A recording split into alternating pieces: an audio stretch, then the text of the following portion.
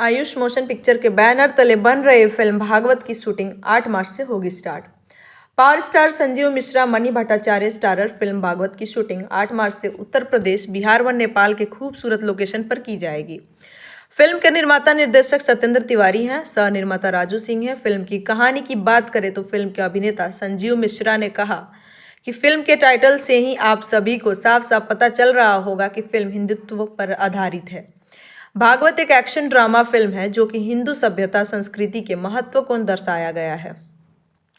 Film के निर्माता निर्देशक सत्येंद्र तिवारी हैं, गीत वीरेंद्र कुमार पांडे हैं, संगीत से अपने अंदाज में सजाए हैं एस कुमार हैं, लेखक ललिता शुक्ला है, नृत्य कानू मुखर्जी, मारधार दिनेश यादव है, डीओपी गोपी कला राम बाबू ठाकुर, कार्यकारी निर्माता शेखर यादव व सुभाष प्रजापति है। फिल्म पीआरओ ऋतिक कौशिक व सोनू निगम है।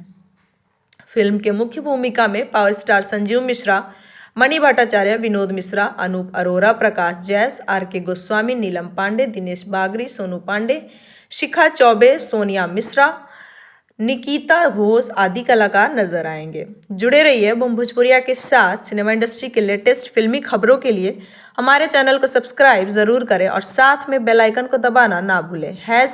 #बूम भोजपुरिया।